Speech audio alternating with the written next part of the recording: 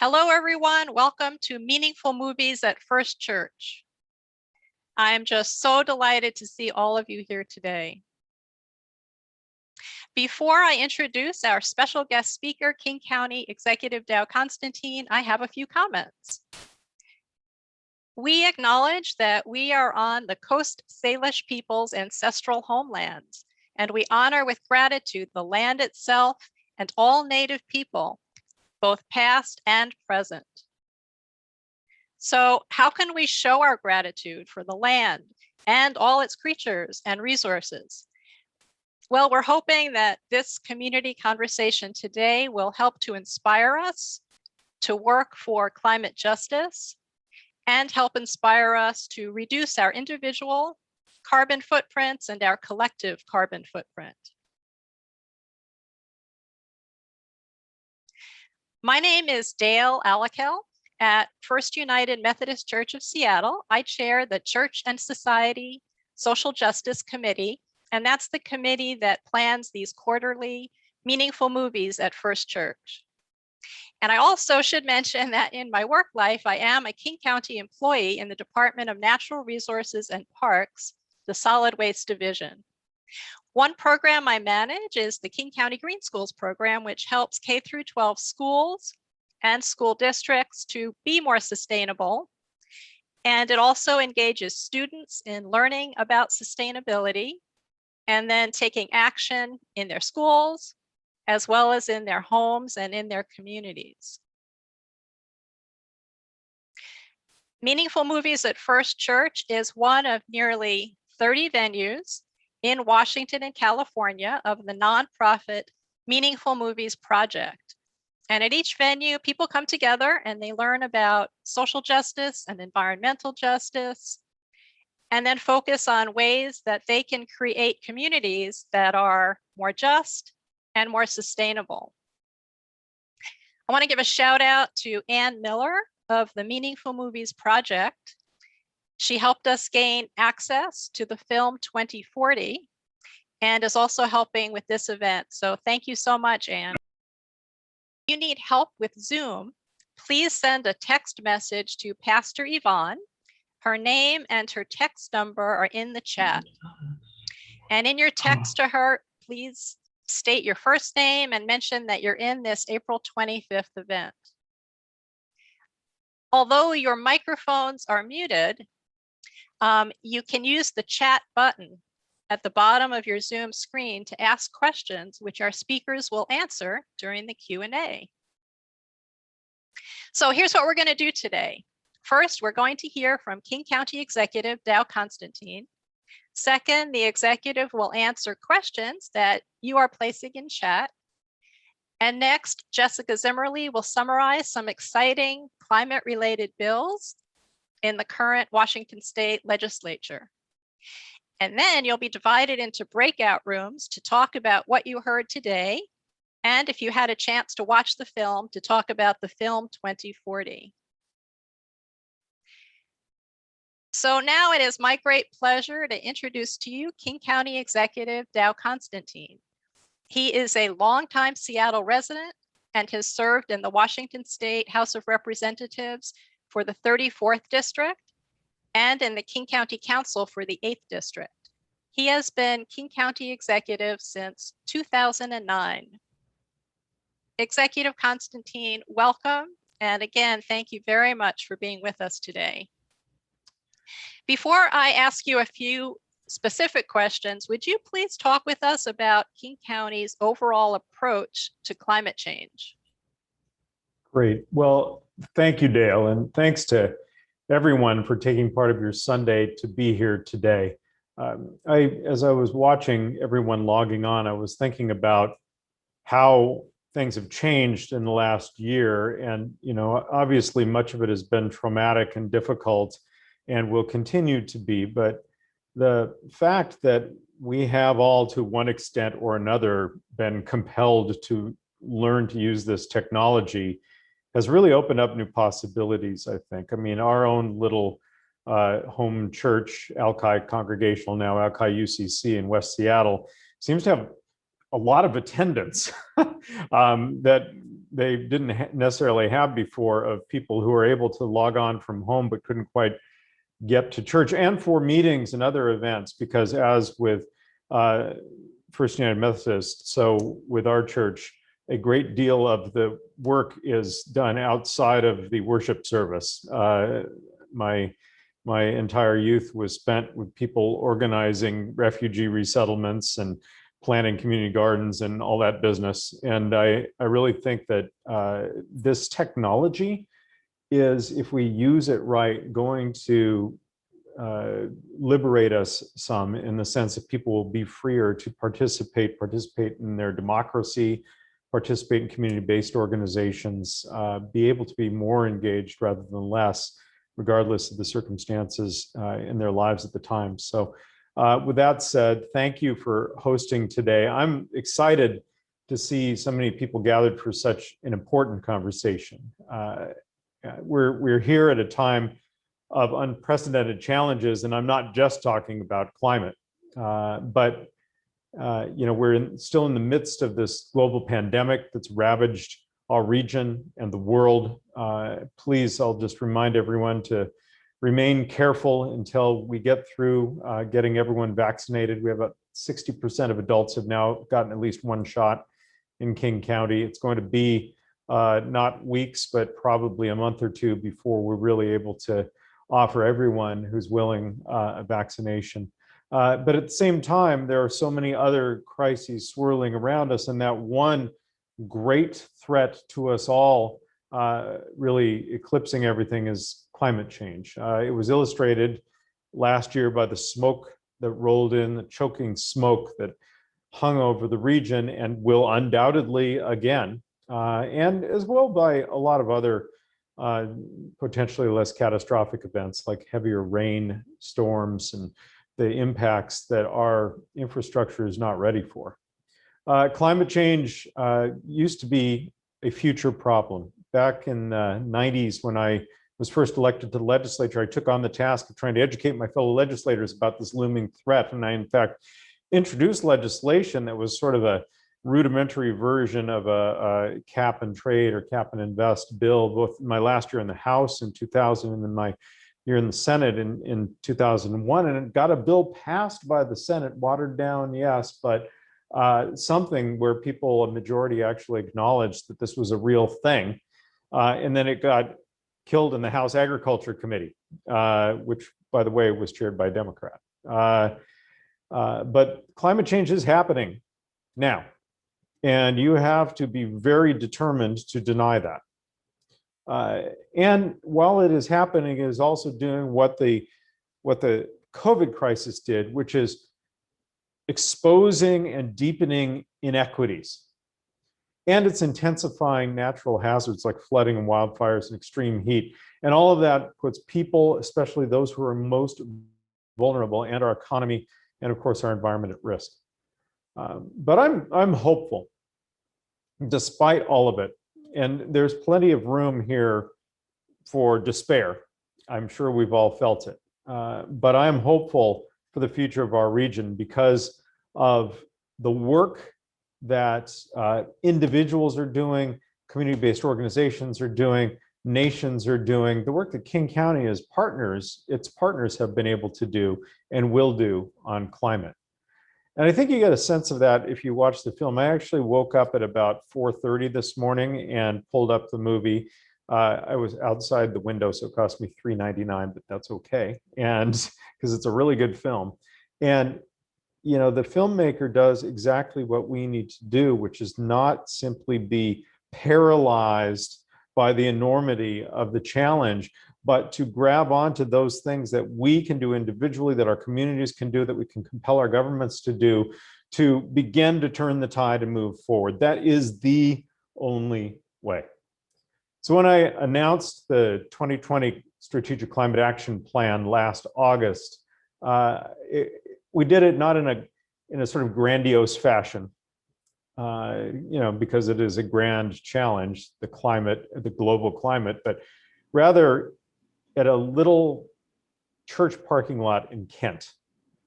There they were creating a community garden reclaimed from that unused parking lot. And it does all sorts of things that are talked about in the film. And I'm just spoil it all for those of you who haven't seen the film yet. But, increases access to culturally relevant food and decreases stormwater runoff and pollution and prevents urban flooding and creates hands-on educational opportunities for youth and strengthens connections in immigrant and refugee communities. And as a project that demonstrates what we can achieve when we invest in community-led and science-based solutions that produce multiple benefits.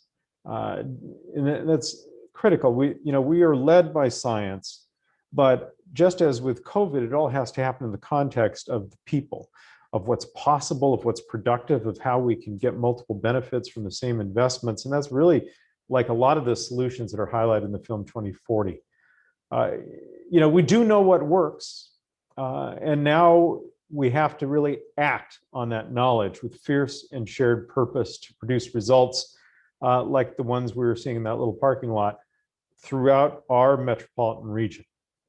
The county's 2020 Strategic Climate Action Plan is sort of our roadmap, just as the 2015 plan was. The 2020 plan is our roadmap to doing what we understand now we can do to create a resilient, sustainable, and also equitable county. It's a comprehensive approach, an integrated approach, and it has 3 pillars. 1, not surprisingly, dramatically and quickly reduce greenhouse gas emissions that contribute to climate change. 2, elevate the voices and the expertise of what within the context of this plan we've called frontline communities. That is, those who've been disproportionately impacted and will be disproportionately impacted by climate change. And 3rd, prepare our region for the impacts of climate change. Now, uniting the efforts of everyone, of residents and cities, of tribes and community-based organizations, of scientific researchers and business, we can and will produce tangible, lasting results for the people of King County and for the planet. Together, we're going to take action to cut greenhouse gas emissions countywide in half by the end of this decade. And we will make the buildings where we live and the buildings where we work greener. And that means not just adding solar panels, but making them greener to construct and greener to maintain and greener to heat and to cool and operate and greener even to demolish. And we will connect them to high capacity transit powered by clean energy. And we will develop dense, livable, walkable, enjoyable cities with equitable access to green open spaces. This week I got to launch, and some of you may have seen it, our 3 Million Trees initiative. This is just designed to increase tree canopy, particularly of the native trees that are so good at storing carbon. We're accelerating land conservation. We're preparing forests for climate impacts by making them healthier and more diverse. And on Earth Day, I got to tour in launching this initiative, our newest urban park. And it's for those of you who are really familiar, it's kind of Glendale Boulevard Park area. It's next to White Center. It's next to South Park. It's in an area that has not been well served over the years by parks. And it was this chunk of somehow undeveloped land that was a polluted, degraded forest with a little creek running through it. And it is now recovering. It's recovering with the care of our own staff from King County Parks in the Department of Natural Resources in Parksdale, and with our partners. And the birds are coming back, the trees are becoming healthier, the ivy is being cut and pulled down from them and pulled up from the ground. And to ensure that we're accounting for climate impacts and to ensure that each decision and each investment we make contributes ultimately to a resilient future. And we're going to lead with equity and racial justice, including a new section of this entire plan that is going to be driven by the frontline communities. It's kind of I think so. It's a place where I think, are going to be able to provide some leadership for the nation in the conversation around climate. So I know we're going to succeed because we've done it before. In the 2015 Strategic Climate Action Plan, we placed King County Metro, positioned King County Metro as the nation's leader in transitioning the fleets that produce, two fleets that produce zero emissions, electrifying the bus system. We surpassed our goal of planting 1 million trees and did it nearly a year early. We focused, and this is critically important, and people overlook this a lot, but this took heavy lifting by generations of leaders and activists. We focused 98.5% of new growth into urban areas, not paving over farms, not uprooting forests, not degrading wild streams and creeks, but into urban areas where the impacts of human habitation can be better dealt with so that they don't so burden the natural environment. And we connected our growing communities with transit and with trail systems. We've reduced our own operational impacts, or emissions rather, by 20% just with one single action, which is becoming a founding signatory to Puget Sound Energy's Green Direct program. That allowed them to go out and create new wind and solar power, and allowed them to shut down coal strip plants 1 and 2 that had previously provided energy to Puget Sound Energy for our region. And we strengthened land use codes to address sea level rise, trying to keep people from building in the areas that are going to be impacted by sea level rise, and, you know, frankly, in the feeder bluff areas that are so necessary for the health of the Sound. All of this came about because we were listening to experts. We're willing to listen to the scientists, and both those who work within our organization and those around the world. And we base our decisions on the science they're producing, and we embrace innovation. And we do not insist that the way we did something last year is the way it will always be done, because we may learn better. But we are forging strong partnerships to be able to move this community forward. So as you saw in the film, if you got to see it, the greatest threat to humanity requires an unprecedented response. I'm sure that is not news to anyone on this call. It demands the courage to set and to achieve ambitious goals that none of us could accomplish alone.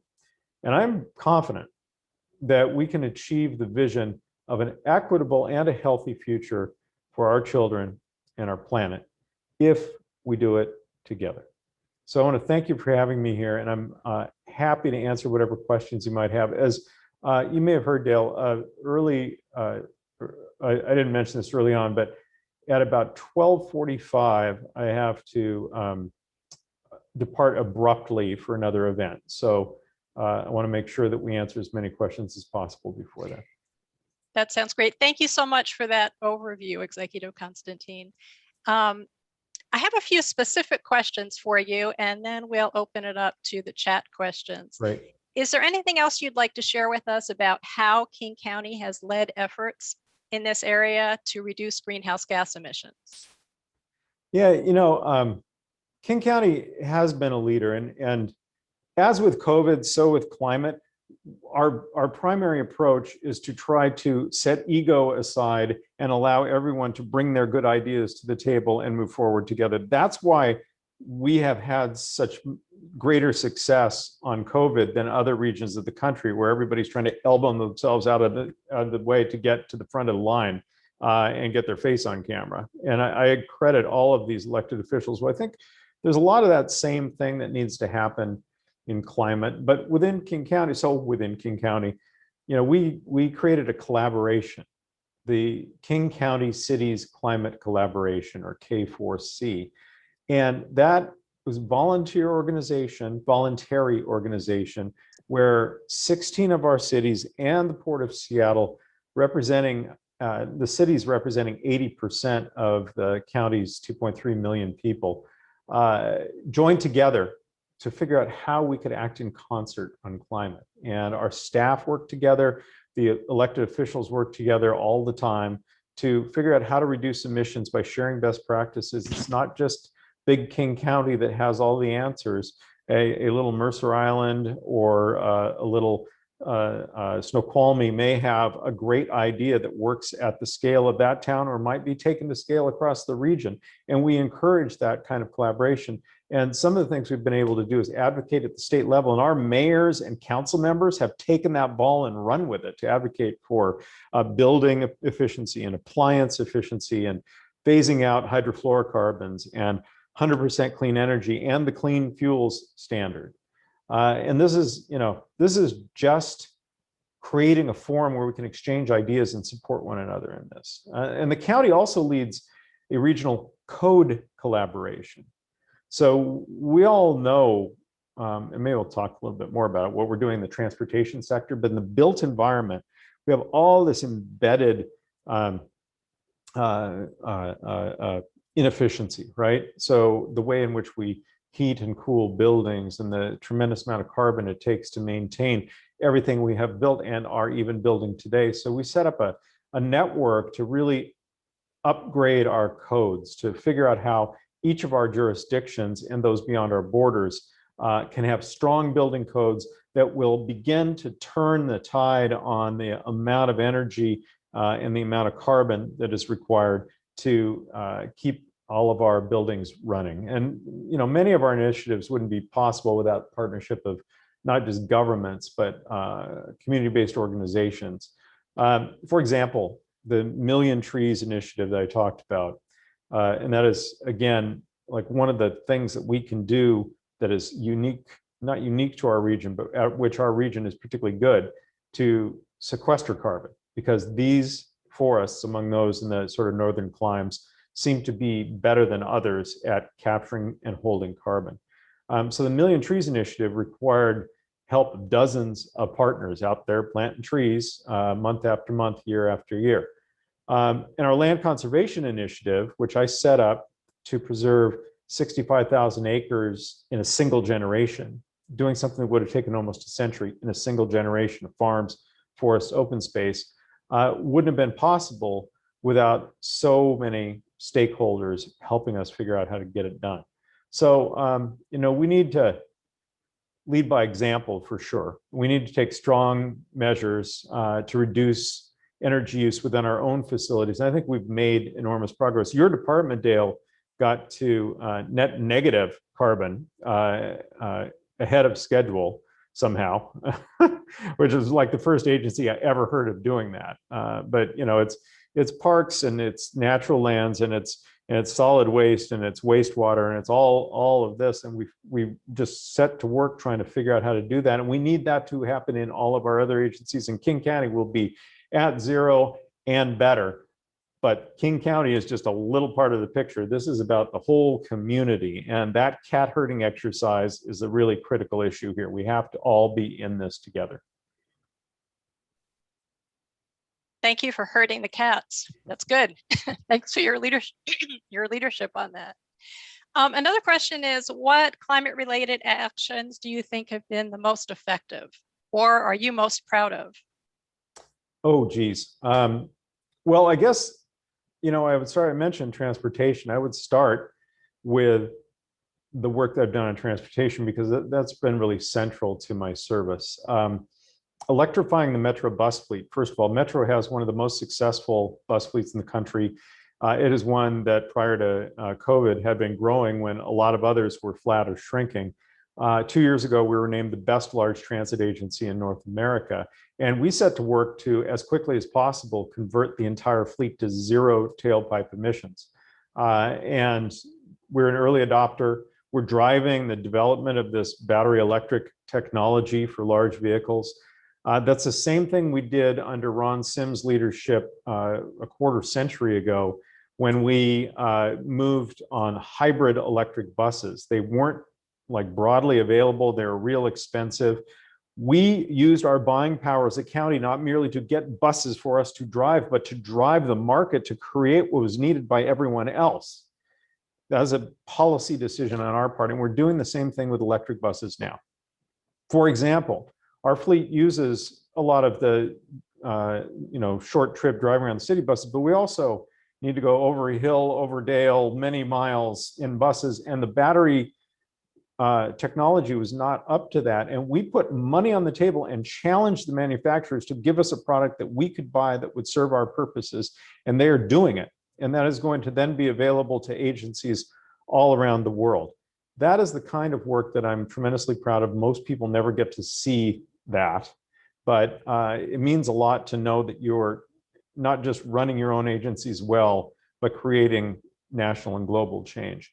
Also, probably my single biggest achievement of my time as executive is creating and ultimately getting past the Sound Transit 3 measure, a 3-county all-electric high-capacity transit system we should have had 50 years ago, but didn't. And nobody thought we'd ever get it done, but I was just bound and determined and actually kind of mad from the failure of rail when I was a little kid. And we put together the coalitions and we got the authority from the legislature and we hammered together agreements and we spent years on this. And then I ran the whole campaign and we won with flying colors. And now we're building it, and it is still hard. It is still a slog every day, but we're going to have a system that ties together almost every significant population and employment center in our region with zero emission transit that completely changes not just the carbon impacts of the commute, but the way in which the entire region develops. Compact residential areas, compact work areas around high capacity transit. That is the way that you set up for future success for the time after 2030, heading into the future when we get to zero emissions. So I think those are two things, and there are probably more I'll think of when we're done, including my 3 million trees, which I'm pretty proud of, that I'll be able to mention later. Thank you. That's great. I'm going to just ask you one more question before we go to the chat and see what questions our participants have. And that is, what can each of us do? What can individuals do? What can businesses do? What can organizations such as nonprofits, churches, temples, what can we all do to reduce our greenhouse gas emissions and help the county achieve those important climate goals? I think essentially, what are the most effective actions that you think we can each take? Well, the first action is to be informed. And I think that having this event and watching that movie and reading the books and doing all of that and talking to others is, it sounds like that's kind of a dodge, but that's actually foundational, right? We have to have a shared set of understandings about what's going on in our world so that we can move forward together, not have to stop and convince people every single time we need to do something. And I do think it's important to realize that a lot of the policies and investments we need to make can be controversial. I mean, building the light rail system was and is an enormous lift.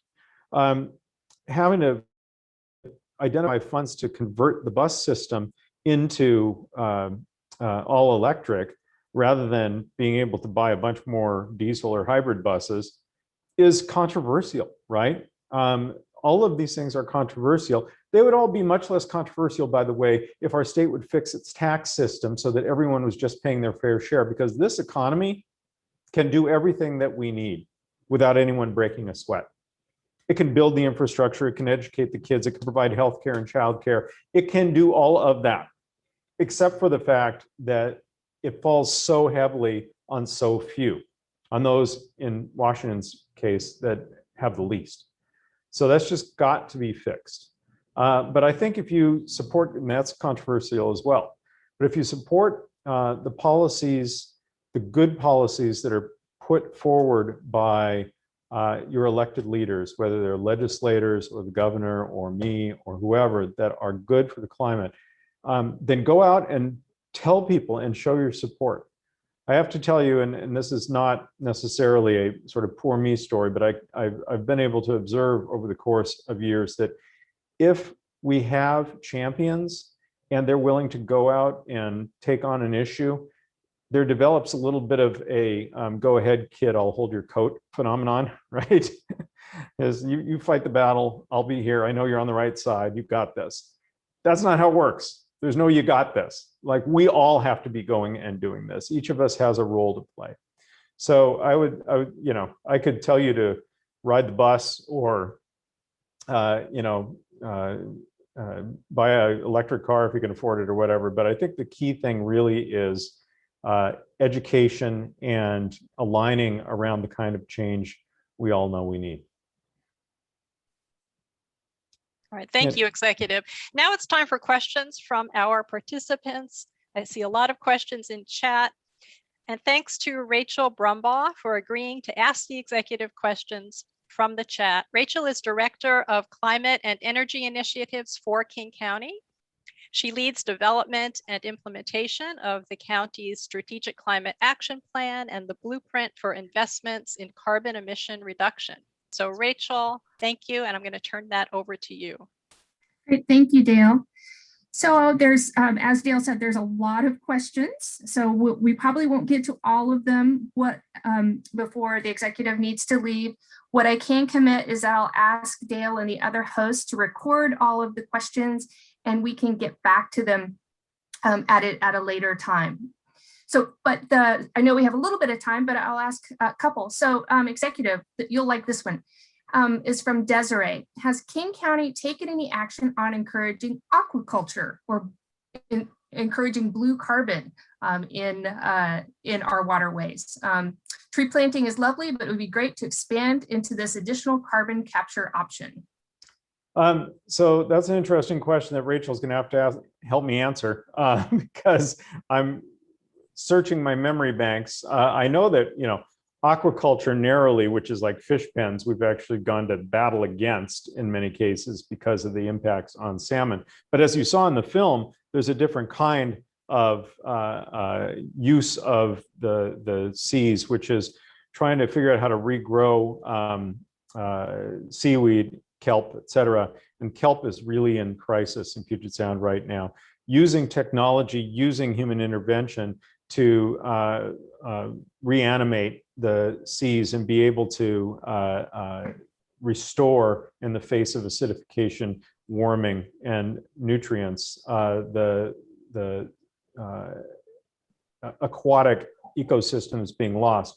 The question, Rachel, is whether we're able then to convert the sea life, the plants, into fuels, which are pulling carbon from the biosphere and using them to create energy. And I don't know if I remember what we've specifically done, but I bet you can tell us.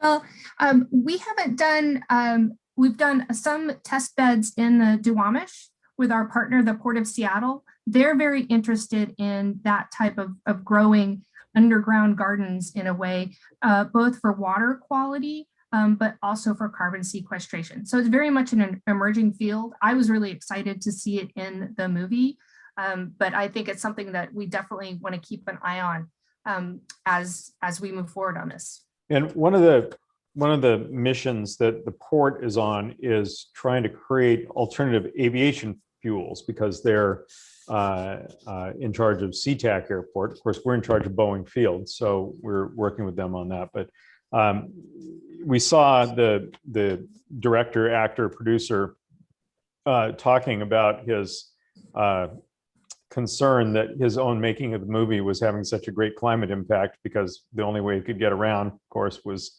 on an airplane spewing out tons and tons of carbon. And so that's a responsibility that governments in this region are taking on to try to figure out how to transform travel, not just electric trains, but also air travel, so that we can have a more sustainable and yet still connected future. So I have another question that deals with the nexus between homelessness and climate change. Arlene very kindly calls King County a city on a hill showing the way and asks how we can show other regions how to work with that challenge, similar to the approach that we've taken with our sustainable and resilient frontline communities and all of our other homelessness work. Could you repeat that, please? Yeah, I'm not reading the question verbatim, but Arlene asks if we at King County can show others how we can make that nexus between climate change and homelessness. Yeah. I think that, I talked earlier about us trying to have sort of multi-benefit approaches to all the work we're doing. And as you start looking and getting out of the silos, you immediately begin to see the ways in which each of these investments can benefit and lift up the others, lift up the other priorities.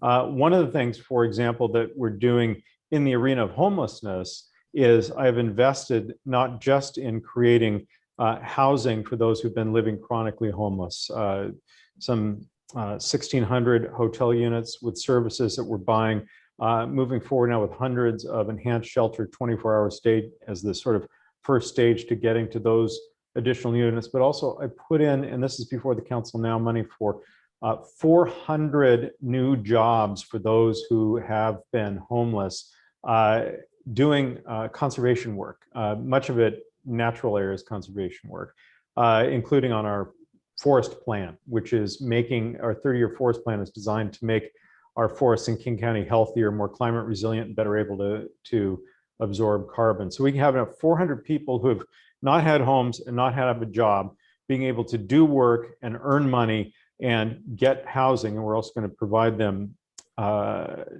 vouchers to get started in housing and to help with cleaning up our environment and making us more resilient to climate change. It's these opportunities exist absolutely everywhere once you break down the silos between environment, racial justice, economic justice, housing shortage, homelessness, et cetera.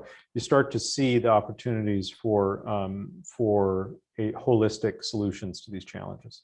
And it's all really, a lot of it, I talked about the tax system, the unfair tax system being at the heart of a lot of our challenges.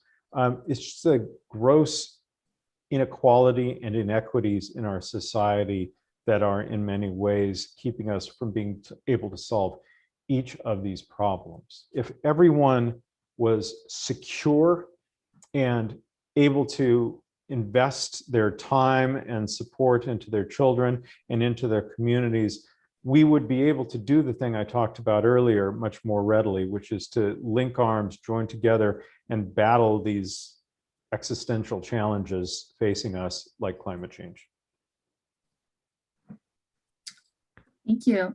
There's lots of really great suggestions on here for individual actions, which I like, about parking your car and turn off the engine and turn down your thermostat. So it's really nice to see folks there. Just as a follow-up, there was another question. I'm not expecting you to answer on this, but looking for an answer, looking in general for information on how can we connect the homeless friend that we have with the conservation job opportunities. So again, I think there's a lot of interest. So you should probably ping Rachel, and I don't know if there's a process yet because the council hasn't passed this, but we could at least attempt to get to the people who are working on the conservation core. It's already existing in a very small scale, conservation core right now, and see if they might be a candidate for that. Yeah. Rachel, do you put your contact info in here? They can get hold of it. I will do that just in just a minute. There's a couple questions in here about the cruise industry, and I think it just speaks to the larger question of how do you work with business to achieve that balance between economic growth that supports jobs, but also with environment? I mean, that is, like, the cruise industry specifically was a real challenge just to get them to have better practices around dockside energy generation or energy generation, electric use when they're at the docks. Finally got the entire system set up so that they can plug in rather than run the diesel engines in port. That's about carbon, but also about ambient air quality and about sewage from vessels and the sort of dumping of waste that was going on at sea and in the Sound. And those challenges were taken on, and that's my alarm, hold on. I think that a huge amount of progress has been made on that. But the fact is that a cruise ship, like just about everything else we do, is an enormous carbon production engine, just like a jet airliner or thousands of cars on the freeway. And we have to be working with the industry and with academics and with people, researchers, and with the people to figure out how we can decarbonize the maritime fleets. There are lots of different efforts going on, like the alternative fuels work we're doing with the port, but also recognizing what the limitations are on that and trying to figure out how we can sequester carbon, how we can offset necessary, and I'm not saying cruising is necessary, but necessary use of fossil fuels until we have better propulsion systems is critical. I'm not a cruise patron myself, never been on one, so I don't really know what the deal is, but I do know that for a lot of people, that is their, opportunity to relax and enjoy life. So just as that practice is probably not going to suddenly end, we need to figure out how to make it more efficient and to require those companies or incent those companies to offset all of their carbon emissions in some way that is real and certified. So do we have time for one more question? It's really kind of a comment. I do, yeah. Okay, so Libby really has a suggestion that King County use the 2040 film and other research from places like Project Drawdown and other studies as a way to educate the public in some sort of regular and periodic forum with public relations, informing the public about it. So I think that's a great suggestion. I think we are doing a lot to get the word out. If you wanted to comment anything else. I mean, I think that's a really good idea. It is, we do so much good work and it is so difficult to communicate, and having a really compelling piece of art like this is an enormous shortcut. It is an enormous help in all this. For those of you who didn't see the film, it's really centered around the filmmaker's 4-year-old daughter. Was her name Velvet? Was that right? And him imagining what her life is going to be like and the world she's inheriting is going to be like in 2040, and what we can do based on what we know now to put ourselves and her on a better trajectory. And it was emotionally impactful regardless. But for me, my daughter's just a couple years older than her, and I spend a lot of time looking as she's sitting playing, thinking about, like, what is it going to be like when she's an adult? What is it going to be like when she has a child of her own? What can I do today to make it better? And I cared about these issues, as I've said, long before I had a child, but it just does make it a little more resonant when you think about the fact that not just people generally, but this individual for whom you're responsible is going to have to struggle with the results of your failures in your life.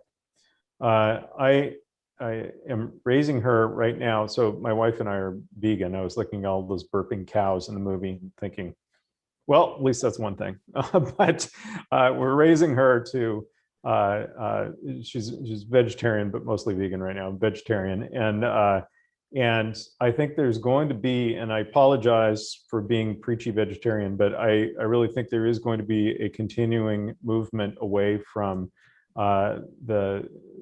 meat, because the burdens on the planet are just enormous. For those of us who are privileged to have resources, by which I'm counting a lot of people on this call and in this country, it's a lot easier transition than for those who are struggling just to get by day to day. But in time, and I would commend to you, with its flaws, Bill Gates' book on climate.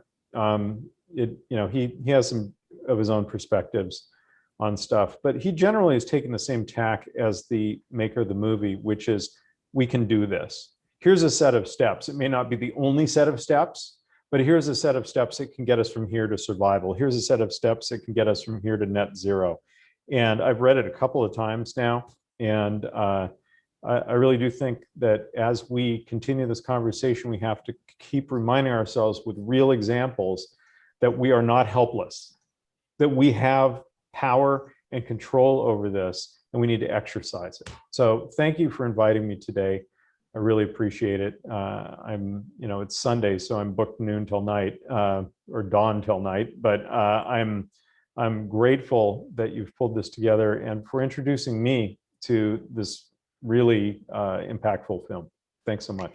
Thank you, Executive. We really appreciate your time with us today, and we all appreciate your leadership on climate and on climate justice. So thanks very much.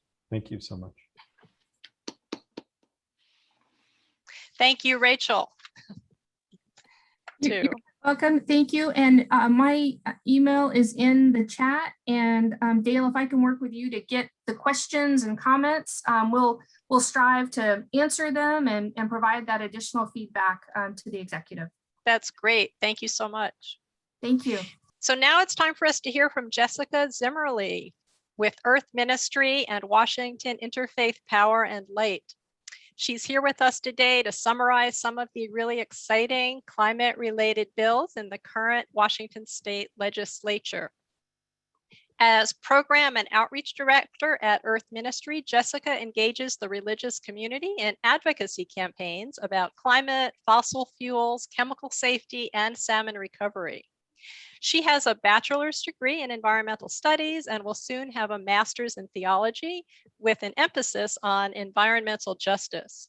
So Jessica, please tell us about the climate-related bills.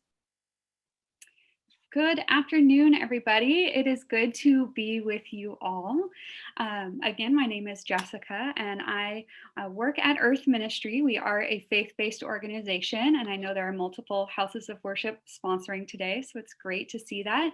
I also know that Meaningful Movies is in the house, so rest assured, we meet people exactly where they are at and are focused on a values-based response to environmental issues. We work within the secular environmental community and really making it accessible for people of faith to step in. And we have been real active these last 4 months in our state legislature. So I'm going to give you just the briefest overview of some bills that we supported and are really excited to see having passed.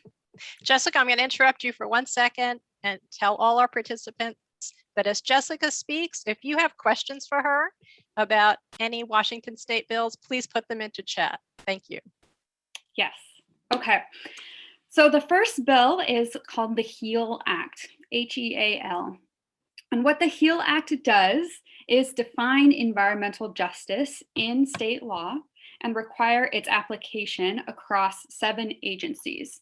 So this is really a really beautiful approach to systemic change, in that what this means is that the implementation of all programs and policies moving forward in agencies like the Department of Ecology, Agriculture, Health are going to incorporate this racial justice lens.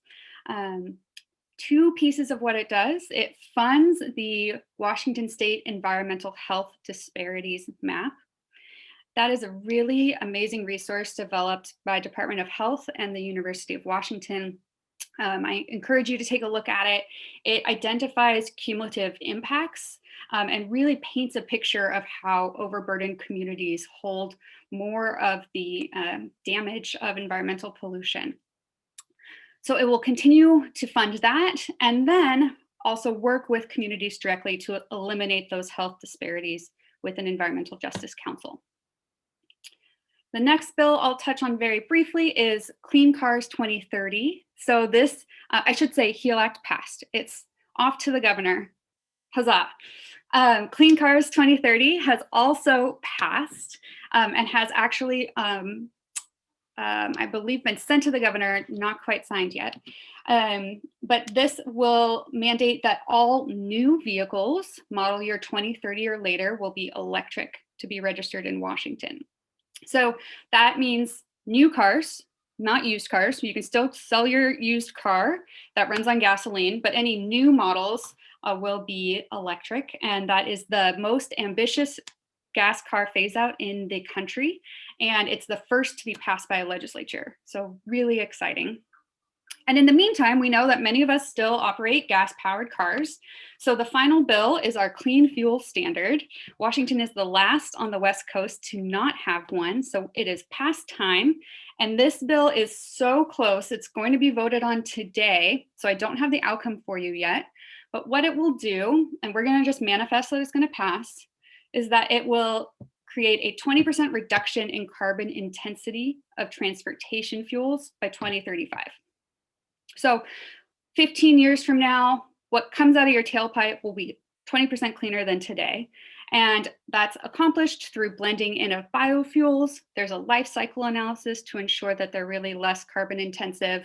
And really what we'll see is an increased electrification of transportation. So we're really excited about this and hope to see it headed off to the governor here shortly. And ultimately, we'll be seeing cleaner air, healthier communities, and green jobs as a result of a clean fuel standard. Whew, okay, so I just had 5 minutes. So that's really like your quick overview, but I am going to drop into the chat Earth Ministry's website and our page with all of our legislative priorities where you can get all of the details and resources and fact sheets and see where things stand. And then I'll have a few minutes here to field questions. All right, so I'm looking at chat and I see a comment that says, thank you, Jessica. I will be looking into the HEAL Act to learn more. Are there any other questions that anyone would like to put into the chat? Here's a question from Alice. What about the cap and trade bill? Yes, so this has been a big part of the conversation this session. It's called the Climate Commitment Act. It's Senate Bill 5126. It did pass. There is a lot of varying opinions about it within the environmental community. Earth Ministry chose not to support the Climate Commitment Act because we are following the leadership of Front and Centered. Front and Centered is a coalition of community of color-led organizations. And they really are opposed to the cap and trade mechanism.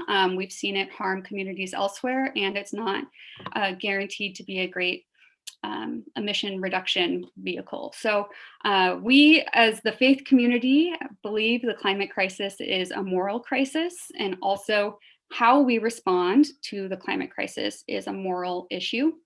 So for us, our values really guide us and give us an added responsibility to stand alongside the vulnerable. And in this case, it was frontline communities saying that this isn't the policy that works for them. And it did pass. So it is, landmark legislation, and our responsibility now is to look toward implementation and doing what we can to help minimize any harm.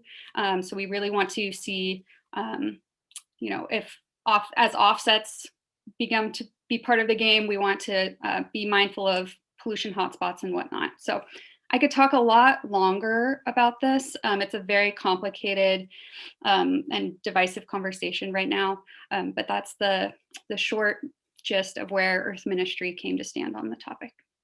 Thanks for that explanation. That was helpful. Another question from Desiree, is Earth Ministry taking any action against the liquefied natural gas project that Puget Sound Energy has been involved with? Yes, so we are adamantly opposed to PSC's fracked gas facility in Tacoma.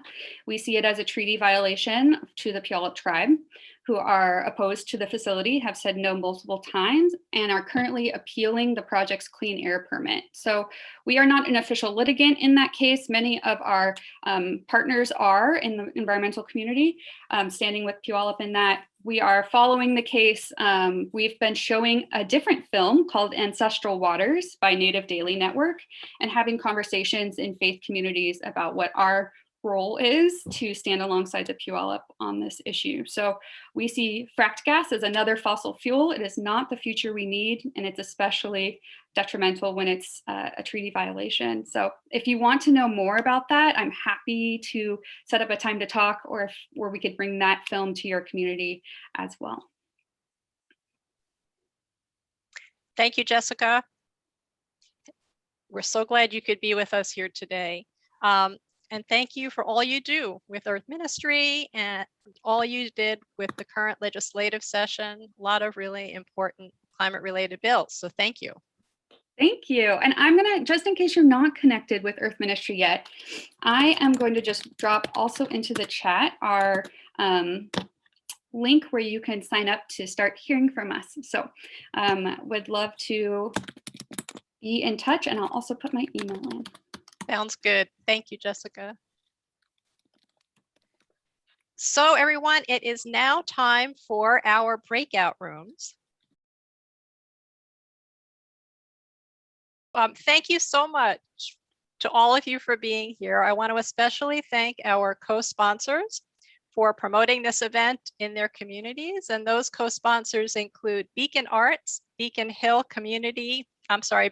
Meaningful Movies, Mount Baker Meaningful Movies Kirkland, Temple B'nai Torah Meaningful Movies, and South Seattle Climate Action Network.